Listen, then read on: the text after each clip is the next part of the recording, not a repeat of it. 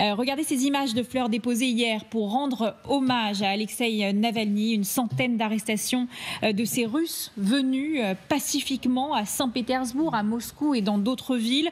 Est-ce que c'est ça, désormais, la Russie? Faire taire toutes les voix dissidentes, même celles qui ont peu de poids sur la scène politique? Vous voulez parler pour arrêter les personnes qui vont, avec une fleur à la main, exprimer leurs condoléances. Alors, effectivement, il y a eu plus de 100 arrestations depuis hier, dont la moitié à Saint-Pétersbourg, dans la ville de Saint-Pétersbourg. Mais il y en a encore aujourd'hui dans toute la Russie.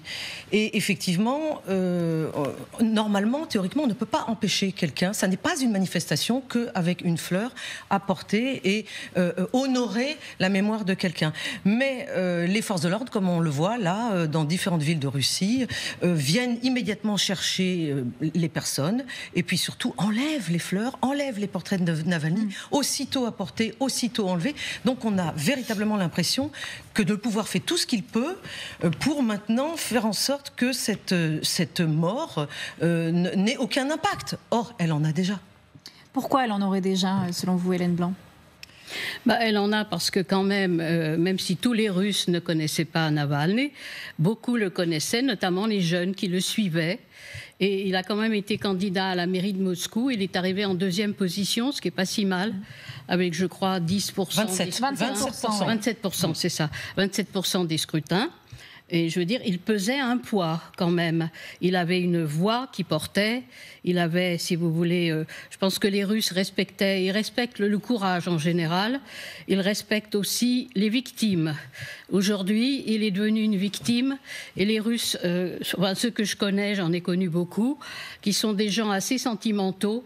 Ils se placent toujours du côté des victimes et pas du côté des bourreaux. Vous voyez ce que je veux dire ? Des bourreaux, il y en a eu beaucoup dans l'histoire russe. Il y en a encore. Mais vous savez, en plus, avoir des fleurs aujourd'hui, à cette période de l'année où il fait très froid là-bas, c'est pas facile. C'est pas facile du tout. Cher. Ça coûte cher et c'est pas facile. Donc ces gens qui sont venus avec des fleurs, ils ont fait un effort. Et c'est idiot, stupide, surréaliste d'enlever tout ça alors que ils vont le garder dans leur esprit et dans leur cœur, cet homme. Il n'y a pas qu'une poignée de fleurs. Vous voyez ce que je veux dire ? C'est quelqu'un... Il y aura un avant, à mon avis, et un après Navalny. Et même ils ne vont pas l'oublier comme ça en 5 minutes. Les Russes n'oublient pas. Nadejda. Oui, cette femme avec le sac rouge, il criait que j'ai un nourrisson chez moi.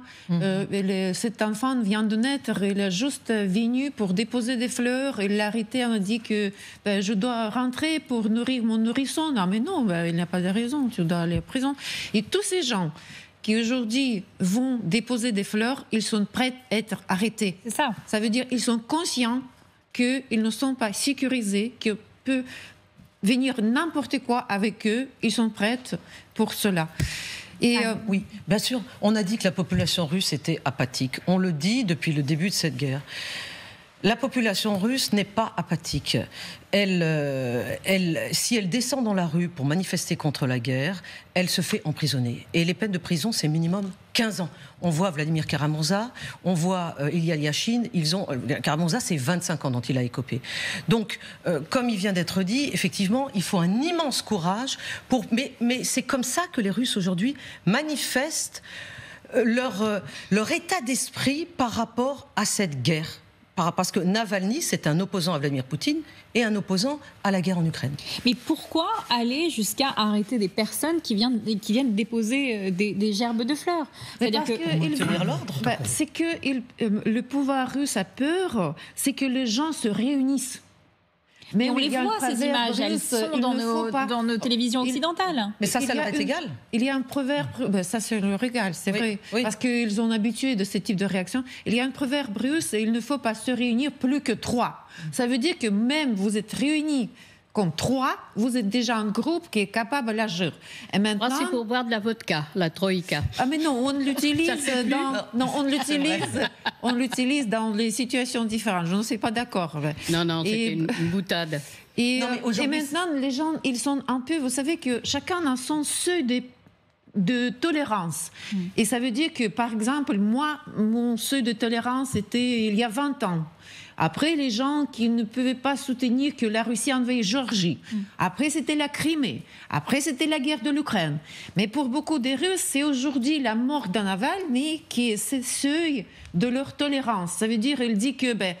Et en plus, hier, c'était quelque chose d'extraordinaire. Navalny est entré dans l'histoire de l'humanité, de la Russie. Il est devenu martyr. Et maintenant, avec son nom, avec les placards sur lesquels c'est des mots de Navalny, ne rendez-vous pas, si je traduis bien, ne vous rendez pas. Ne vous rendez pas. Les gens viennent... N'abandonnez pas. Oui, n'abandonnez pas. Ça veut dire qu'il est un peu comme quelqu'un, il se dit que si Alexei a pu faire cela, c'est qu'il a fait des prisons. Je peux faire, en tout cas, déposer des fleurs, comme ça. Mais pour le pouvoir russe, pour eux, aujourd'hui, c'est leur égal. Ils ont habitué à réaction, ils renversaient des choses. Maintenant, vous voyez cet reportage.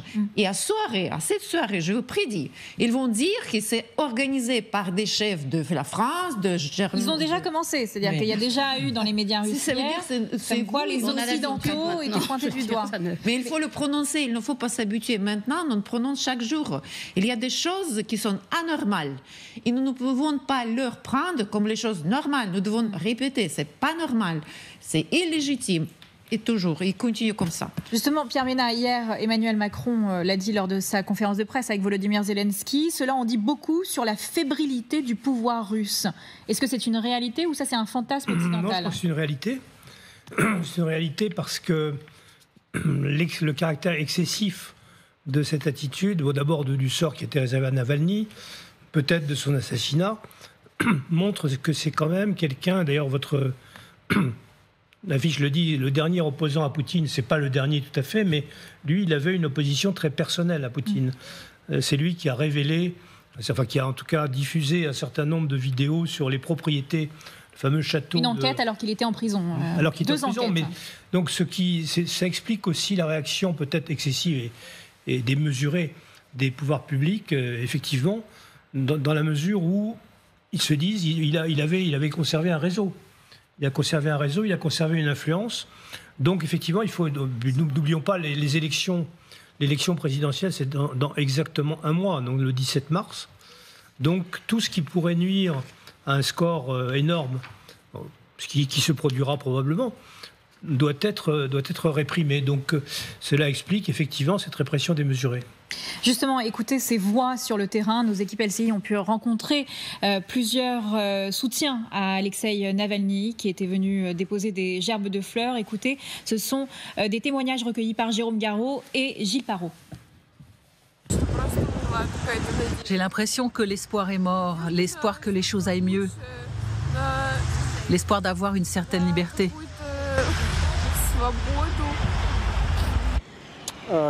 Il reste fidèle à ses principes. La peur ne le paralysait pas. C'est une énorme perte pour l'opposition russe.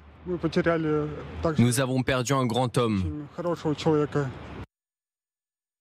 L'espoir est mort ? Pour le moment, je pense qu'ils sont quand même très, très déçus, très désorientés. Ils sont en deuil de quelqu'un qui portait une forme de leurs espoirs, c'est vrai. Et rappelez-vous Nadezhdin, qui a été éliminé, bien sûr, par la commission. Rappelez-vous les files d'attente qui attendaient pour signer pour le candidat, puisque chez eux, il faut au minimum 100 000 signatures, ce qui n'est pas évident à rassembler. Mais enfin, et on a vu, je pense que là, le pouvoir s'est dit, oh là là, tous ces gens qui signent, qui mettent leurs adresses, je veux dire qui ne sont pas anonymes, mais qui ont le courage de signer pour un candidat qui était anti-guerre, ça a dû leur mettre la puce à l'oreille, vous voyez ce que je veux dire, d'autant plus. Parce que Poutine ne supporte pas quelqu'un qui le contrarie, qui dit le contraire, qui essaye d'influencer l'opinion pour que les gens ne votent plus pour lui et qu'il veuille qu'il change, que le gouvernement change, que Poutine s'en aille, mais il s'en ira pas, enfin on le connaît. Bon, donc je veux dire, tout ça, effectivement, je pense que pour le moment, ils sont sous le choc. Il ne pensait pas qu'il allait mourir aussi vite. Ça faisait quand même que depuis décembre qu'il était dans cette fameuse colonie. Mais le fait qu'il ne veuille pas rendre le corps à la famille, semble-t-il, pour le moment... Ça, pour l'instant, la famille a dit que le corps n'était pas à la morgue indiquée par les autorités. Ce qui est très curieux, et normalement, ils devraient rendre le corps à la famille, c'est le minimum. Est-ce qu'ils vont le faire ou pas? Parce que là, on pourra faire une autopsie, on pourra voir s'il est mort de mort naturelle ou pas. Alors, ce que je voudrais dire par rapport au témoignage recueilli par Jérôme Garot, qui est correspondant de LCI TF1 à Moscou, c'est très émouvant de voir cette jeune femme pratiquement en pleurs en disant que c'est le dernier espoir. Et moi, toutes mes sources, de mon nombreuses sources de Russes dans l'opposition, qui sont soit encore en Russie, soit en exil, parce qu'attention, ça c'est très important, oui, Margot, il y a une vraie division entre ceux qui, et des dissensions parfois, entre ceux qui sont restés et ceux qui sont partis. Et Navalny, il faut quand même le souligner, faisait partie de ceux qui ont eu l'immense courage de retourner en Russie, parce qu'il pensait qu'il avait davantage d'efficacité et d'impact à l'intérieur. Eh bien, ces sources-là, aujourd'hui, me disent, c'est quand même un comble, Anne, c'était lui qui était emprisonné, et c'était lui qui nous montrait, en fait, qui nous faisait tenir, alors que nous, on était dans la liberté, on était libres, lui était emprisonné, mais c'est grâce à lui. Donc c'est ça qu'elle veut dire quand elle dit « nous n'avons plus d'espoir ». Et moi, je pense, Margot, qu'aujourd'hui, il n'est plus possible que personne ne pourrait devenir Navalny aujourd'hui. C'est-à-dire qu'il y a effectivement un avant et un après Navalny, que Navalny a imposé son style, un nouveau style dans la politique russe avec des méthodes innovantes dont on parle depuis un certain temps, mais qu'aujourd'hui, étant donné ce que la Russie est devenue aujourd'hui, étant donné la guerre en Ukraine, étant donné les mesures radicales juridiques par rapport à l'absence d'expression en Russie, eh bien, il ne pourrait pas y avoir aujourd'hui d'émergence d'un équivalent de Navalny. C'est pour ça que nos amis de l'opposition russe pleurent, sont dans le deuil aujourd'hui, dans le choc. L'épouse de Navalny, hier, à Munich, elle était extrêmement... Vous vous rendez compte qu'elle est là pour participer à une conférence sur la sécurité et qu'elle apprend la mort de son mari. Et elle a décidé de ne pas retourner. Elle avait du mal à y croire. Maintenant, évidemment, elle y croit puisque la mère de Navalny est là. Et pour le moment, elle a effectivement décidé de ne pas rentrer en Russie. Parce qu'elle dit tout simplement que Alexeï Navalny aurait pris la parole devant le monde entier à cette conférence de Munich. Et qu'elle prend la parole à sa place. Mais vous savez, Navalny disait de son épouse... Elle est encore meilleure que moi, elle est plus radicale que moi, et d'aucuns aujourd'hui, quelques voix s'élèvent pour dire que c'est peut-être elle, son épouse, qui prendra le flambeau. Nadejda Koutepova, vous faites partie de cette opposition en exil avec le Forum Russie Liberté. Et Alexeï Navalny avait décidé de ne pas y participer, d'ailleurs, à la dernière réunion à Paris. Mais je vous sens très ému. Donc il y a quelque chose que vous partagez, au fond, en fait, même si cette opposition est divisée. Écoutez, l'histoire entre les forces différentes de l'opposition russe, c'est vrai, elle est difficile. Mais ce n'est pas un résultat, c'est un chemin que nous devons passer.